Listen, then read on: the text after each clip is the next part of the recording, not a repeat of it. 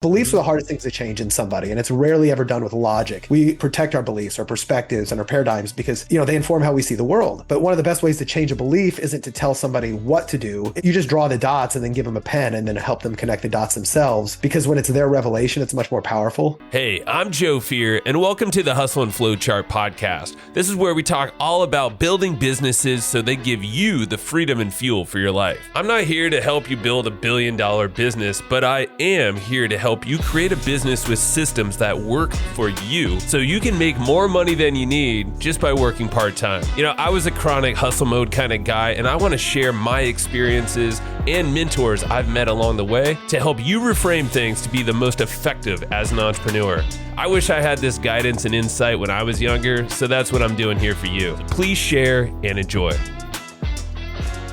Hey, this episode it's kind of a continuation from an episode years past. This is a guy named Brad Costanzo I'm bringing back onto the podcast. He's one that's been on many times. He was an old business partner of mine and Matt Wolf, previous co-host. And Brad is such an incredible connector and strategic thinker and consultant. He works with tons of companies here in San Diego. He's a good friend of mine, and a lot of you probably know him or heard his name. He's kind of one of those guys that are like connected to everybody. So he gets incredible insights and then also does these amazing consulting strategy sessions and deep dives with specific people and brands to help them grow and expand where they haven't been thinking about. And specifically this time around, we're talking about how planning for the future as companies, it's really difficult with changing and emerging technology, AI, and all these tools coming out. So we chose in this episode to talk about branding and how to create a moat strategically around your company, your business, even if it's new or old. There's ways to do this with time-tested principles that he's going to walk you through, and he always comes with frameworks and checklists. So this is extremely actionable, as it always is when Brad's around, and tons of crazy jokes and wild things. I mean, I'm just going to leave it to you there. So get out the notebook or voice notes, whatever you got when you listen to this, and go follow up with Brad. He's an amazing guy. He has a podcast called Bacon Wrap Business. It's not always up to date, but I think he's reinvigorating it. Go follow him anyway, and you can check him out at bradcostanzo.com. So enjoy this episode. Tell me what you think about it later on when you're all wrapped up, and let's dive in. Bradley, that's the formal way to introduce you, right? Mr. Costanzo, you're back on the show, and it's been far too long. And there's only one of me on this side. Used to be my co-host, Mr. Matt Wolf, over here. He was taller, actually. I hated that guy anyway. That guy. Freaking Matt. Now we'll know if he's listening. I'm not going to tell him. I'll get an angry text. But dude, I didn't look back the last time, but we used to do these jam sessions where it would just be open table. Sometimes we were around the table together doing these things, and we've already been jamming for almost 40 minutes, man. And I know there's way more in the tank. So you're always up to some interesting shit. I love to bring you on to talk about that interesting shit because you're on the cutting edge. You're using tools. You're a connector. You bring people together. You're strategic in how you think, but now with the AI fun tools, I mean, you're taking it way further than ever. But how you doing, brother? Man, I'm good. It's so good to be back with you. I always miss jamming with you, and from whether it's running a business together or just hanging out and having a beer or jamming on marketing strategies, or doing one of our bacon wrapped hustle. Yeah, whatever we want to call it. It's a kind of a hybrid show, but yeah, no, it's awesome to be back here. Been doing a lot recently. A lot of people who've probably listened to the show and come across my episode, which by the way, your chatbot likes to recommend me, so I was pretty happy about. I think you're training the bot to recommend it more. Recommend you more. Oh, definitely. Brad is the best podcast episode guest. Obviously I've got my own podcast, Bacon Wrap Business, but lately what I've really been doing is working with series of types of clients. Most of them are either expert-led businesses, like it's a business with a person in the forefront where they need a personal brand to kind of really put some oomph in it, or they're trying to reinvent themselves and create another bite at the apple. And these are people who are either their business is stagnated and they're like, I just want to completely reinvent what I'm doing and step up, like get into a higher ability to serve at a higher level. And this is different than saying, oh, serve high ticket. In fact, let me rant on this. You can't turn on Facebook or see an offer that doesn't talk about here, high ticket sales, how to be a high ticket coach, how to be a high ticket consultant, et cetera. And to me, they all focus on the wrong thing, which is they're focused on how much money they can get. It's a what's in it for me model. And this is elementary, but the perspective is important, which is it's not how can I just charge more money to people? How can I go from charging 1,000 to 10,000? By the way, that's not even a high ticket, to be honest. But if you really want to go high ticket, it's like, how do I be a high, I don't even know the name for this, but it's like, how do I just deliver to high caliber people, high caliber results? The ticket, the price will be a result of serving higher level people in a higher level way. It so happens to be that the higher level, the people, the higher caliber, the people are, the easier I think they are to serve. They don't want everything. They want a handful of things. They just want one thing that is a great catalyst in their business. But it's just see a lot of people chasing high prices, how to be a high price coach, how to be a high price consultant, as opposed to be how to be a highly valuable individual. Yeah. One of my close personal friends and even a mentor of mine, Mike Koenig's, as a great thing he talks about, he goes, the easiest way to make $1 billion, help a billionaire make 10 billion, right? And ask for 10%. And that mindset of just how can I help solve much bigger problems for bigger people and players with money. So anyway, those are the people I've been really trying to serve right now by either reinventing who they are, up leveling who they are, understanding how to accelerate their expertise and intelligence with, AI tools and all these innovations that are out there. And that's kind of like what I've been really passionate about. And I know we share a lot in common with that. Yeah, we do. Yeah, dude. And I like the reframe pricing too, because I know we can all take something from that no matter what we're charging. But yeah, when you reframe it out of the price is the thing, but you reframe it as like, hey, I'm a valuable asset to your operation. I'm going to get you to this result. It might be a year from now, but you can kind of show them the math and show the gain rather than leading with the price as the thing. Yeah, it shows you that you're integrated more than just a line item, I guess, of that business. Bingo. Yeah. And it's, and granted, we see the marketing on the ads and you scroll on Facebook, how to be a high ticket coach. And I do get why they're doing that, because if you're going after an ad, you want to talk about what's in it for but it's, I want to be a high priced, I want to make a lot of money. The problem is it breeds a lot of people who are just selfishly, what's in it? How do I charge a lot of money for getting very little? As opposed to how do I be a linchpin in somebody's life or business that allows the amount of money I charge to be an afterthought? Yeah, it shouldn't be the thing. Like your value is the thing. They want you or whatever you can create with them. And it becomes like a co-creation rather than like, hey, Brad, give me that thing that you told me you were going to get me and a line of deliverables, Bingo. And that's one of the things over, like I don't know if we talked about this, but I'm a partner and the head of strategy at a great marketing agency too called Branditize. And, we work with, like Brian Tracy and Jack Canfield and, a lot of other really well-known people. They come to us because they have an expertise and they're really trying to get it out there and they really want to accelerate the impact they're making on people, but they're fighting against all of these, the sea of sameness and all of these other people. Everybody's an expert these days. In fact, there's this, with artificial intelligence, we just brought it up. We've now got one of the biggest dangers to people with real expertise, authentic expertise, is AI and artificial expertise, because I can go write a book, create content, whatever on nuclear physics. And, if I'm just reading ChatGPT stuff, hey, it looks like I created this. There's no plagiarism, et cetera. And you're going to get a lot of expert litter, right? Graffiti out there. It's not art, right? It's just graffiti. It's litter. Sameness. And I think we all know that like real expertise is going to be harder to find because you're not going to be able to filter, is this real expertise or is it artificial? But at the same time, there's no moats to now writing a book and creating all this other stuff. There used to be. So clients to come to us and me and they go, well, how do we differentiate? How do we stand out, especially in an increasingly crowded market? And that's the challenge that I know I've been trying to solve, is that differentiation. You're speaking to I think everyone who's listening at this point, it's top of mind and it's with me. I know we share that too. And it goes back to, like, I had Lee Richter on the podcast and I know you're friends with her as well. Yeah. And she's like, I see myself as the connector of technology and humanity. Yeah. And I feel like you're similar. We're both similar. And I think that is the superpower that we got to remember, is that humanity piece being and this is where I've always seen you as so fucking awesome. And what I've learned a lot from how you work with people is being so connected, having a tight circle, but also figuring out how to work deals and find, this person over here, connect them with this person for this reason, but also build yourself into that deal. So you're not just left behind when they're out crushing it, Yeah. I'm a big believer, you've heard me talk about this a million times, but access and influence. These are the small hinges that swing the big doors, which is how do I get access to the right people, the right resources, the right relationships, the right, people and, relationships and resources are two the things, whether it's money or skills or, et cetera.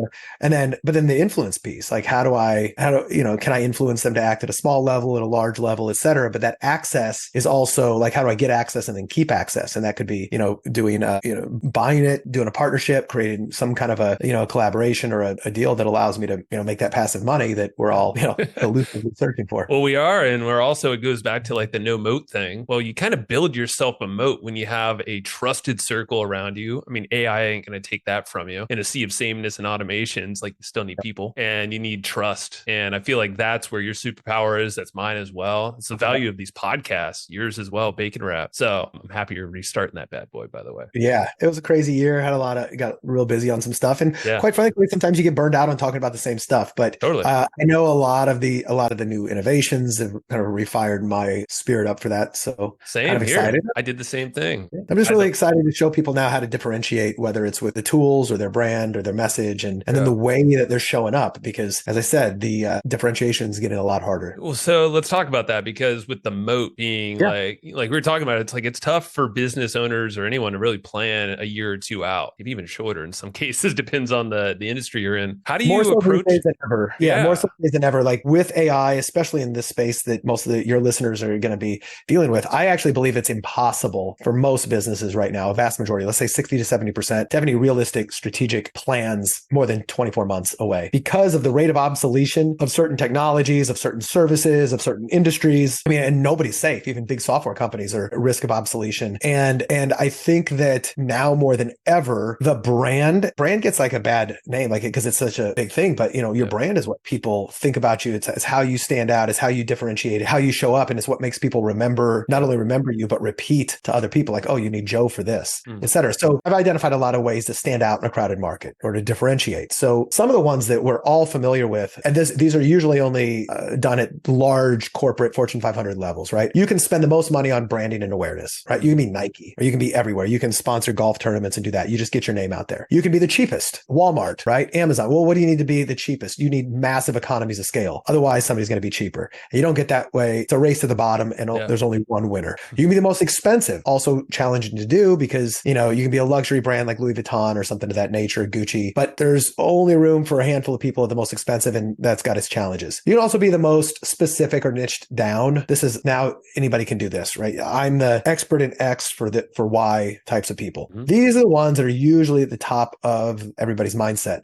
But there's other ones that we all know these two, but I pulled up a little list here. I'm just going to kind of read them off, and then I'll cover each one of them in a little more detail. Social proof and endorsements are another one. Social proof, demonstrable proof. There's a difference we'll talk about. Goodwill, unique selling proposition, unique mechanism, some kind of a big idea that looks like, oh, this is my unique mechanism. Being an interesting character development, and there's a whole science behind that. Empathetic bonding is another one. Epiphanies and revelations. Some of these get into like the messaging, what you're doing, creating a 10-star experience, creating having a social impact mission, social impact, mission driven, and then co-branding opportunities. So if I were to dive into some of the ones that I think are the most powerful, but also if you're listening to this, keep in mind these are like all like ingredients in the kitchen. So you can do one of these or all of them. Hard to do all of them. So it's kind of like figure out what do you have right now? Where do you want to go? Right. Yeah. They're like Lego pieces to me. Like, oh, what can I mix and match? And I can even send your listeners a short list of this stuff. Cool. Yeah. Put a link to it. But so social proof and endorsements. Well, we know what social proof is. Do you have a large social media following? Well, okay. If 50,000, what did they say? Or 50,000 Elvis fans or 500,000 Elvis fans can't be wrong.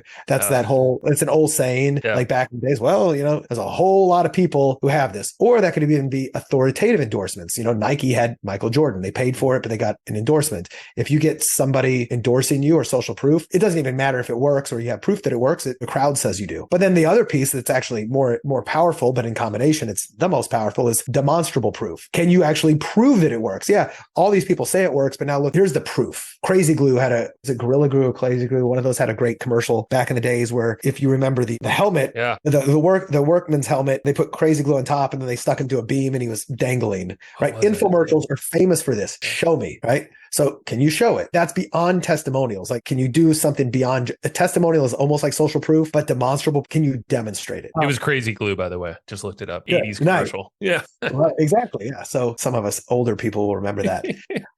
Frank Kern was famous in our circles for using the word goodwill, which is really create helpful content. Evan Pagan talked about move the free line, but just are you putting good content out there that is making people go like, wow, this person is good. They can help me. I wonder what else. It's no like and trust factor. Fairly simple to understand. Then the other piece, which may be the most complex of it, but also very well known, is, the whole unique selling proposition aspect. And there's multiple aspects of this. So a USP is, what is the primary advantage of doing business with you? And why is that unique? Now, I used to get hung up on this when I was thinking, okay, well, how can I be unique? Or what's unique? Or if I've worked with clients and they struggle to go, well, what's unique about us? Well, our competition is kind of, they can do this as well. It's like your unique selling proposition doesn't have to be unique. It just has to have the appearance or the perception of uniqueness.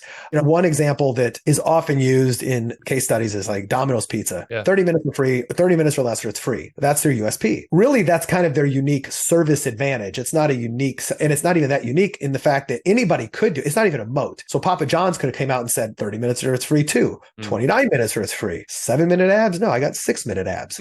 Was that something about Mary? I think it was.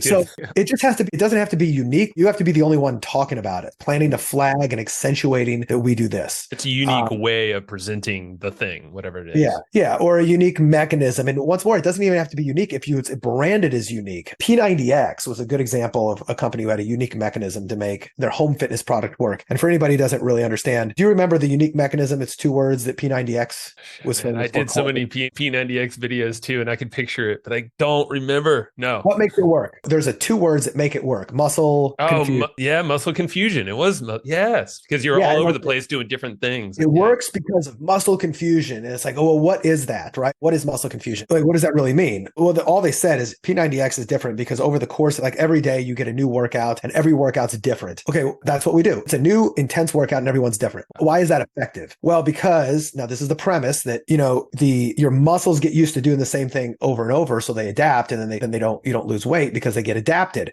So what we do is we just confuse your muscles so they don't get adapted. And we call it muscle confusion. And now you're like, wow, that makes sense. It makes logical sense. There's a premise here and it's like, okay, that is unique. I don't hear anybody else talking about it. Yep. There's nothing unique about saying do a bunch of different exercises every day and don't do the same thing twice. There's my thing. Anybody could have had that and other people probably did, but by branding their mechanism, their signature solution, their thing is backing it up. The premise is your muscles adapt. The science is actually true. So now you name it as unique mechanism. And that's what makes like $1 billion brand is that. And they also put a time frame on it as well with P90X. It was like a 90-day thing with this protocol, this muscle confusion thing. So yeah, exactly. They kind of nailed both, I guess. And there's ways that, there's easy ways to find a USP, and some of them can be, we have the broadest selection. We have the biggest discounts. We have advice and assistance. We've got, we're the most convenient. We're the most premium. We're the fastest. We have the best support. Like Zappos was always,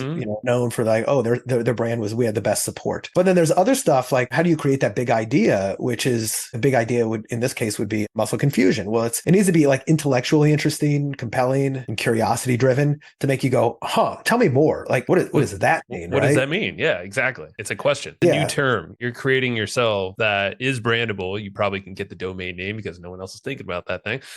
Yep. There's a whole bunch of things you can do with it. Yeah. And then when I'm thinking about that, like the little framework that I use is kind of like, okay, what does my customer ultimately want? X, right? Well, how specifically do I help them get that? Well, this is what I do. Let's use P90X. What does my customer want? They want to lose weight and get in shape. Okay.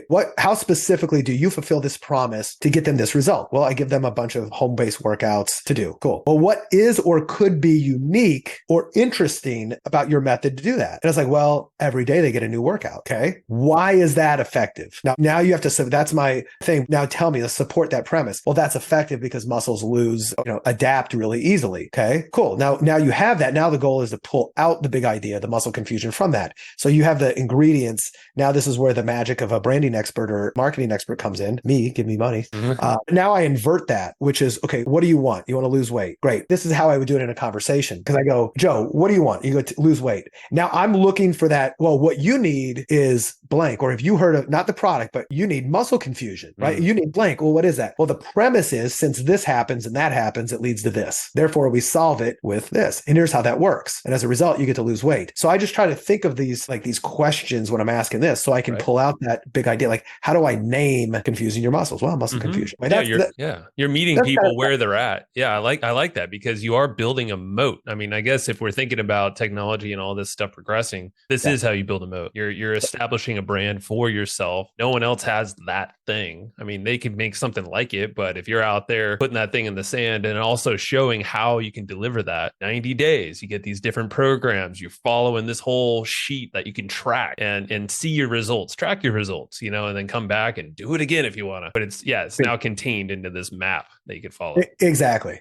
So kind of moving on from there, I was talking about an interesting character. An interesting character, I may have heard Ryan Dice talking about this originally, but I did a lot of research into it. Why do people pay attention to your brand? Especially, this is really good for individuals, right? So are you boring? Are you average? Are you whatever? Like, are you interesting? So, you know, you want to say, how can I occupy space in somebody's mind so they just can't explain why they even like you so much, or forget it. They don't even have to like you. Like, you're interesting. Now, one of the easiest ways to do this is to be really polarizing. So you be polarizing where, you know, Howard Stern was polarizing. Grant Cardone is polarizing. You know, these people, even Gary Vaynerchuk is pretty polarizing on some stuff. Like, you'll love, like, I'm going to be in your face, or I'm going to be this, you're going to love me or hate me. Yep. You know, and there's a subtle art to not being a complete asshole, but you kind of want to, do it. Branding. That's their individual moat, like the way they present themselves. Yep. Hollywood's great at building interesting characters though. Cause like, you know, you don't just want somebody who's good looking, smart, tough, can't be beat, has no weaknesses, gets all the girls, has no problems, can't beat him. Like, that's just not interesting. So they create people using what's often called a character diamond, which is, how do we create almost polarizing aspects? One good example would be, I've heard this used a million times, so I'll use it because it's easy to understand, is like Superman, right? So if Superman didn't have several other characteristics, he would be boring because he's basically like God, right? He's all powerful. He can do all this stuff. You can't beat him. If there was no such thing as kryptonite, if he was always in Superman uniform, he would be, he's great to have, but he's not that interesting. So what makes Superman interesting? Well, he can be killed by kryptonite. By a green rock can kill him. Nothing else can kill him but a green rock. Number two, Clark Kent. Superman is this good looking, strong, powerful guy, but when he puts on the glasses and the suit and he goes to work, he's like this bumbling fool. He's awkward with women. He can't get a nerd.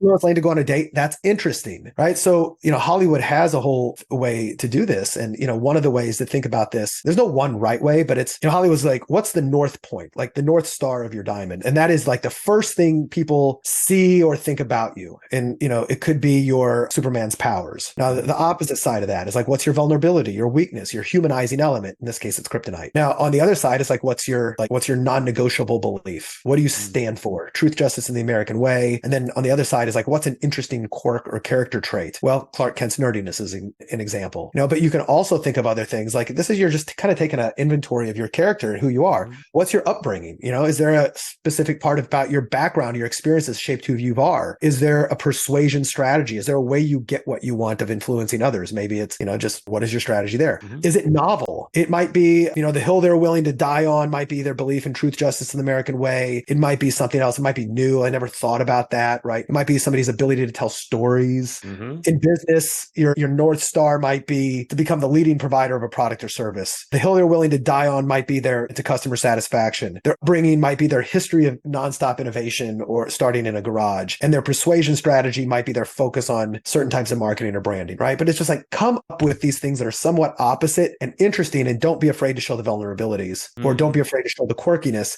because that's what makes you interesting. And that's how people relate. That's why people attach and want to stick with you over the other guy that might seem flashier or have some new shiny product that you might be drawn to, but you're like, I don't know, I still like Gary Vee and his crazy ways over here. I have that piece in me. I can relate to that. Maybe not the whole thing, but a little bit. Well, it comes down to the entertainment factor. Like, why should I pay attention to you? Well, I like you. I just get quirky and weird, but I like you. It almost could be satisfying in that way, just to hear that content. And then maybe there's like a nugget or two that you actually do something with. But I mean, that's the beauty of these podcasts too, you know, and you know this as well. I mean, absolutely. That's why people listen. I like it, man. Thanks. And, you know, and a couple of the other ones that I talked about, empathetic bonding, and this comes down to a lot of copywriting. It's not even just copywriting. It's just really understanding your market better than anybody else, so that you you can say the words that are in their head and they're like, oh my God, you get me. You said these encapsulated my frustrations better than I could ever encapsulate it myself. I actually told Rich Sheffrin this a long time ago when I did him on my show, but there was this moment he did this, gave me this, what in copy you call it a dominant emotional release.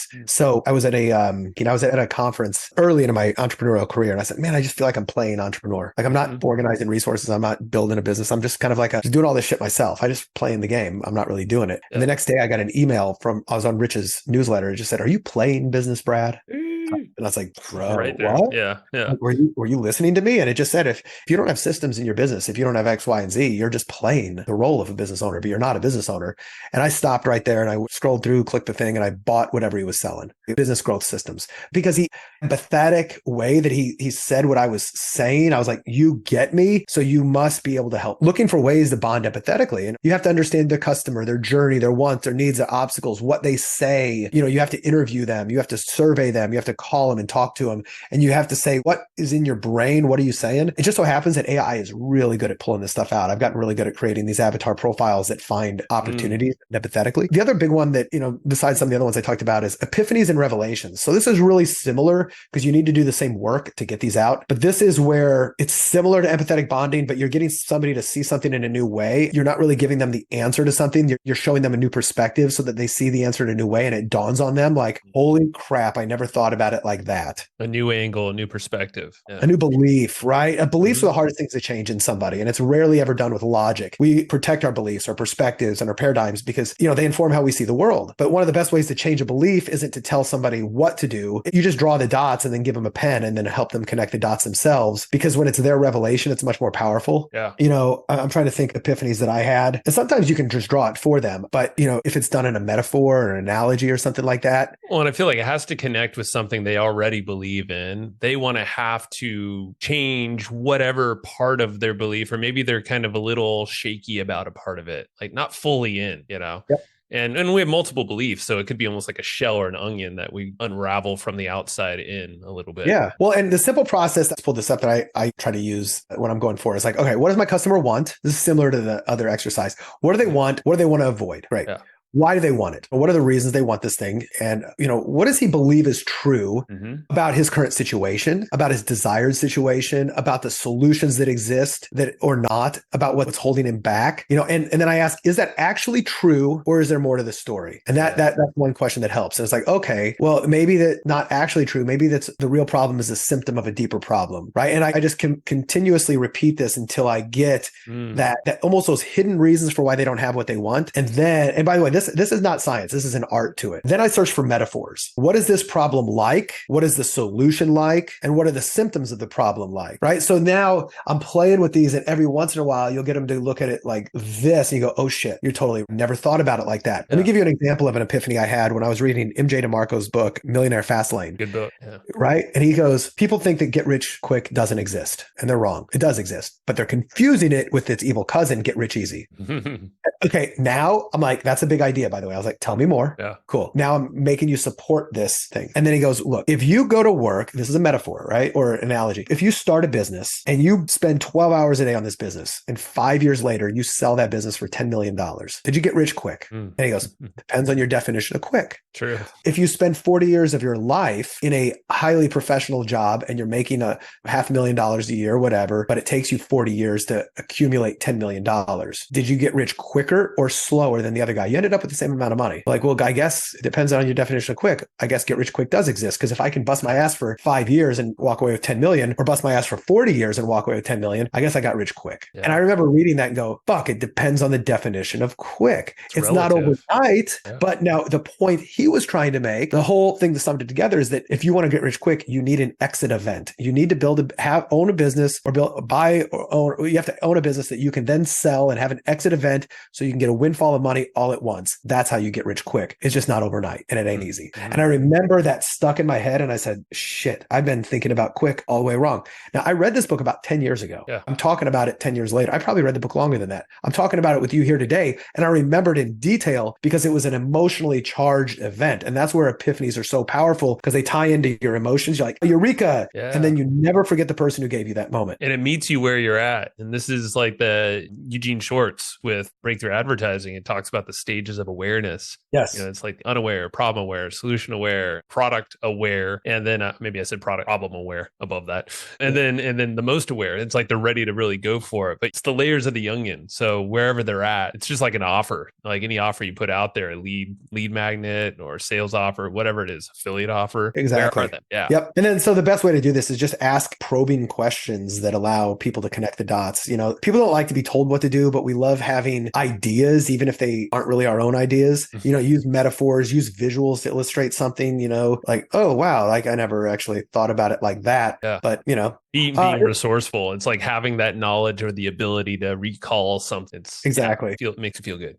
Yeah. And I won't belabor the other ones because I think some of these are actually a little bit easier to understand. It's like rate a 10-star experience. Everyone knows what a 5-star experience is. How do you overwhelm somebody? Zappos is a great example, right? Yeah. They just make returning your shoes so much easier. Amazon is a 10-star experience for customer service. Is obsession about that. Social impact or mission driven. Those two are pretty similar, but like the mission driven, I may not be making a social impact. I may not be giving back like Tom's shoes. I may not be giving, one pair of shoes to somebody else, but I might have a mission to like, I'm on this business because I'm on a mission to cure whatever. And they're just buying into my mission. Like I'm not giving people back. Relate to that too. It's just another one of those prongs to the character, of your business or your personal brand. Exactly. That they can attach to. Yeah. Yep. And then the last one, I'm trying to think of some other examples. They're escaping me right now, but like co-branding is another one. Like if I can attach myself to somebody else who's got more authority positioning and a better brand in the marketplace, then I get to, capitalize on that aspect.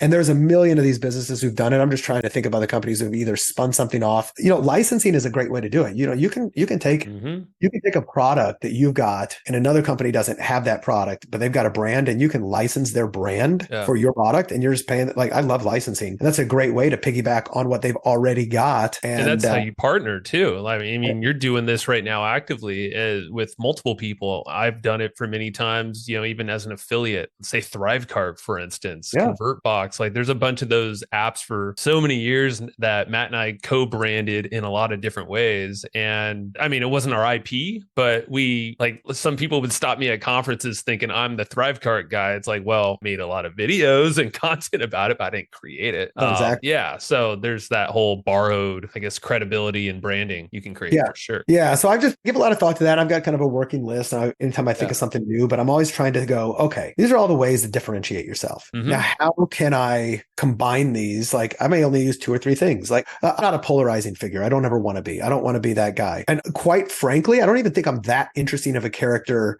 when it comes to the this definition, or at least I haven't built that out. Like I may have different quirks and personality traits that I could accentuate, like we all do, but I've never actually thought about that. Like I think of myself as just kind of like the average guy who's, people kind of like they like me, but they don't exactly know why. But I don't necessarily stand out like, oh man, this so and so is he's like really smart, but he's wacky as hell, or this, that, or the other. But I might be able to create a lot of goodwill and give people epiphanies and have a unique mechanism, and that might be all I need. And I would agree with that, man. And that's how I see you is like, it's what I started this conversation out with. It's, you don't need to be a Gary Vee or a Grant Cardone. I definitely am not that way. I think there's a relatability factor. I know that's for me. And then connecting genuinely, like focused. I know you do that well. And then being resourceful to people. I mean, people love the connector. People love that aspect. And that can go to a brand as well, translate over there. And like with this podcast, I know one of the big things is more of a mission behind it, where it's like happiness for entrepreneurs. Yeah. It's finding enough. It's not burning the fuck out and like doing business for business sake and killing yourself in the process. Like that ain't cool. It's not sustainable for anybody.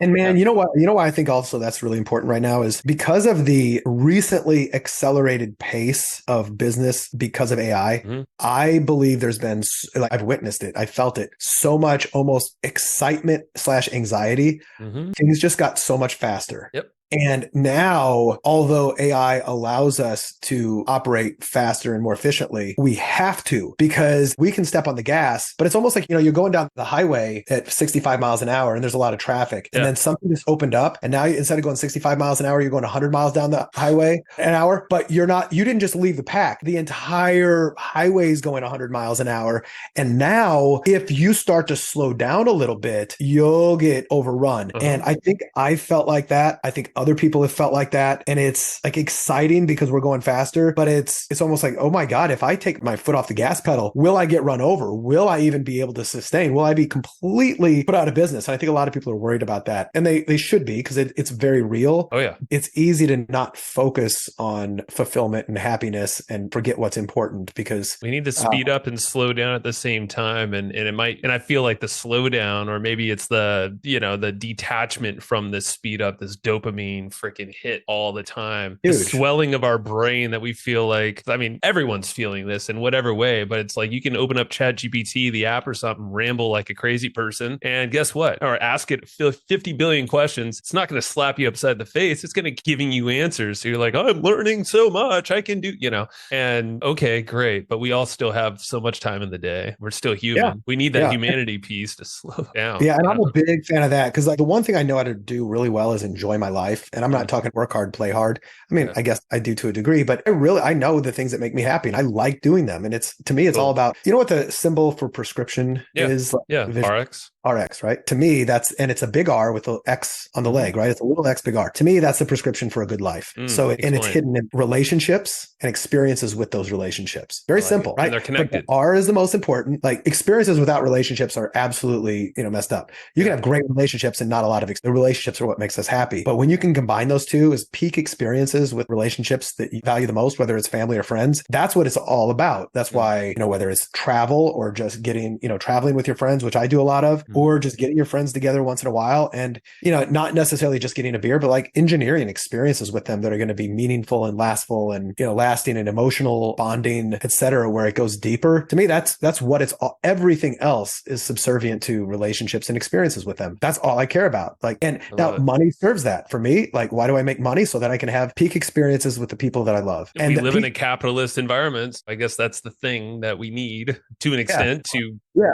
And experiences don't mean to be peak experience. It doesn't mean to be like peaks and valleys, or it has to be this amazing epic adventure or whatever. It can just be bonding, getting together once a month with the people you care about the most and just making sure that it's somewhat meaningful and not just bullshit, because that's the sauce of life. That's right, man. And so I'm excited by how fast things are going because it's fun and the momentum. But at the same time, that's not why I'm existing. I'm existing to make better relationships and make better memories with those relationships. Yeah. In that book, Die with Zero, which I know you read. Yeah, it's great. Like one of the things I like that he talked about there. Well, by the way, that book was full of epiphanies for me. Oh yeah. I got to reread it. Like it's a got to, have to kind of thing. I don't say that a lot. Yeah. And it's one of those that like, if you like this idea of how do I give people epiphanies, like read books like that, where it's like, never looked at it from that perspective. But I like the fact that one of the things he said, he goes, people think you just retire on money, but you actually retire on memories, because you can have let's say you made a lot of money, but you only did one thing. You don't have a lot of great experiences with relationships, a lot of great memories, but you're sitting on a fat stack of cash in your rocking chair when you're old, but you're by yourself. Can't spend it.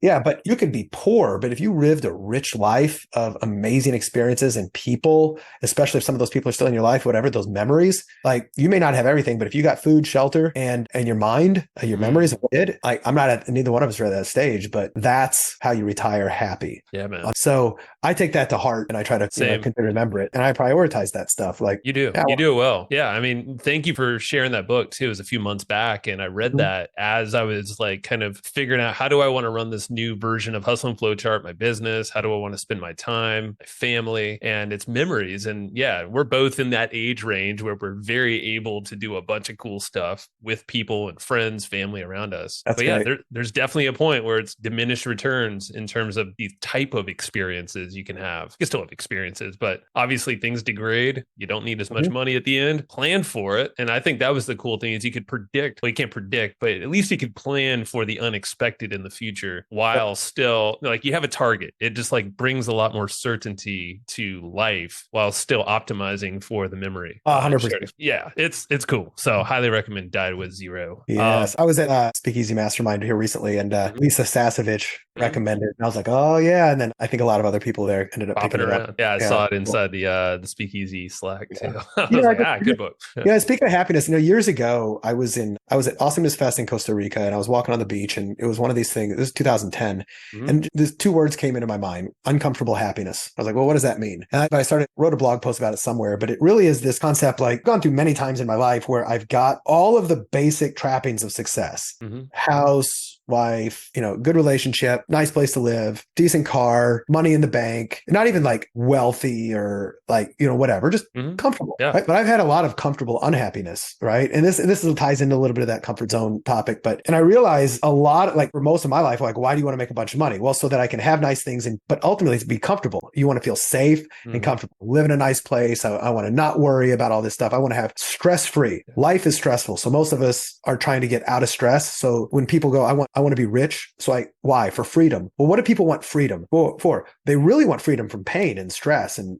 discomfort. But then once you get comfort, you realize, shit, I ain't happy. Like, I know a lot of comfortable people who aren't happy. So I started to think, well, what is uncomfortable happiness? And I think it comes down to, this was actually encapsulated in Tim Ferriss's 4-Hour Workweek, is he talks about the difference between distress and eustress, E-U-S, euphoria, right. Eustress, which is that I'm working on something meaningful or fun or whatever. Like I'm working for something, but I'm out of my comfort zone. I'm pushing myself. I'm learning. I'm expanding. And to me, that's like that. It's uncomfortable happiness. Like, how do you find that happiness? And I'm not saying anything that isn't too new, like get comfortable being uncomfortable and this, that, the other. But we all go in phases, right? Like there's times of, and sorry to maybe cut off a thought there that you had, but I feel like because I know the feeling. And for a while, it's like some stressful stuff can happen. You can maybe have a burn up of a business or a change of a business. I mean, I think I experienced a little bit of this over the last few years. It's like, you go through valleys and troughs or I guess peaks and valleys, that is. Yeah. And sometimes the troughs go deeper, but that could be caused by being too comfortable and complacent. And then you kind of take yourself out of the game a little bit. You make yourself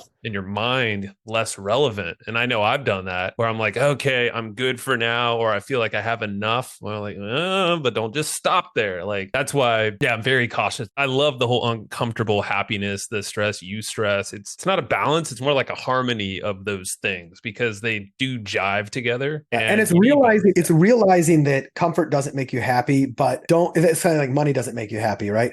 Tell that to somebody who's broke. So the point is, get to the point of comfort, but then realize that that's not the finish line. Just like I remember when I went on my honeymoon like 6 years ago, so I don't even freaking remember, 8 years ago. I'm like, I think it's longer than 5 years ago. When was it? Yeah. So I remember I went on that. Took a 3-week freaking honeymoon to Greece and it was amazing. And after about a week and a half of just going to the beach every day and reading a book, I was like fucking bored. Dude, yeah. Well, it's like Jordan Peterson talks about that. It's like everyone wants to retire on the beach and drink margaritas. It's like, great. After like a week of that, you're probably bored. After a month of that, you're burnt, you're fat, you're hurting. It's like, that's not the life. Yeah. And I mean, it's so hard to get out of that, accumulate for as much as you can, and I think the reason a lot of us want to accumulate a lot of money, myself included, is less about how can I go do a bunch of cool stuff. And it's more, how can I protect myself on the downside where like, how can I protect myself from ever being homeless, from being hungry, from not being able to have the freedom to go move and do what I want. I don't want to run out of money. So we just got to accumulate more and accumulate more. Yeah. That was one of the things about Die with Zero. He talked about a kind of a framework to plan out your investing strategy, et cetera, so that you can engineer the fact that if you knew you wouldn't run out of money. Like if you knew, Joe, that you and your family would be totally taken care of comfortably, not necessarily not wealthy, not you got FU money, you can go do all the fun stuff and go to Europe whenever you want or whatever. But you just knew my house was paid for, I'm not going to run out of food, and I'll have at least a basic entertainment budget for the rest of my life. If you knew for a fact, like how much stress would that just completely remove off your back, right? If you just knew I'm going to live to be 100 or whatever, and I've at least got enough. And I think most of us don't really have that unless, we have enough money where it's engineered. But I think all of a sudden we'd be like, okay, do I need to make millions of dollars a year? Or do I just want to make enough to where now that's taken care of. I just want to have enough money to go have some fun. It's like, it's okay not to be super duper wealthy. Yeah. It's also okay to be super duper wealthy. It's totally fine. Yeah. What's not fine is thinking that you're deficient or that you're, et cetera, because you're running in this fear program that if I don't have X, I'm not going to get, Yeah, dude. Yeah. I think the goal is get out of that fear, know your numbers, get out of uncertainty. I think that's a big piece of it. And there's so many ways around it. And I love the whole, Die with Zero. It allows you to formulate what your number is based off of your criteria and how you can plan for the future. And like brings a lot of, certainty, to things where you can free it up to prioritize or like reprioritize how you spend your time right now. That's what it did for me. And I'm not typically the one to think that kind of way, like with the financials and like think about, oh, what types of insurance might I need when I'm 80 years old? And like, I don't want my family to have to care for, wiping my butt and all that. It's like, I'm seeing what that's like now these days. Oh, it's not dude, fun. So I'm going to tell you something that's like creepy weird. So this is a creepy weird thing that just happened. I just mentioned MJ DeMarco. Okay. Mm-hmm. That's the second time in a month that I've mentioned his name. The last time I just tell you. No, but this is crazy though. So I mentioned his name because I was on another podcast episode and I brought up that exact same story. I don't remember even what show I was on at the moment, but I brought him up. And that day I got an email from his newsletter and it was May 11th. So what's important about that is the last email I got prior to that was May 2017. Wow. I just got an email from him just now. It just came in. So twice in a month has it happened where quite literally I mentioned his name on a podcast and that same day I got a random email and he hasn't emailed since at least May 11th. They're not going to spam or whatever. Anyway, I thought that was really like spooky. I think we should hit him up, man. We should. I know. I don't know him, but we should. Synchronicity is trying to tell me something, but I think so, man. That's cool. Kind of to wrap this up though. That's a great way. Little magic in there. I dig it, man. We got to do this again. I'll pull you back on my show. Let's do it. Play this if you wish, or we can do a side chat, a different chat. I'm just going to reignite it. All right, let's go. Let's go, baby. Hey, how do people find you and maybe get whatever you got going on that's freely available? Or just BradCostanzo.com is a great way. Like you can get links to my podcast, my agency, etc. Brad@BradCostanzo.com. Text me 214-673-0599. Hit me up. That's my personal cell phone. Joe knows that. Damn dog. That's true. All right. I don't answer calls that I don't recognize, and I can always not text you back if you're in a butthole. We all get enough of those. I guess these days. Just hand out your number. Exactly. All right, dude. Appreciate you, brother. Thank you. All right. That's what I got for you today. And remember, it's not all about living to work. It's all about working to live if you need to do the work. But, work can be fun and it should be fueling for your life. So if you enjoyed what you just heard, if you got some nuggets of wisdom that you want to share or you're just noodling on right now, please go tell others the way that people find this show and how you can help others get their aha moments is through word of mouth. So if it is telling your friend, telling your family, sending an email to your list, writing a review, or whatever it might be, everything helps. So thank you so much for listening to the Hustle and Flowchart podcast, and I will see you next time.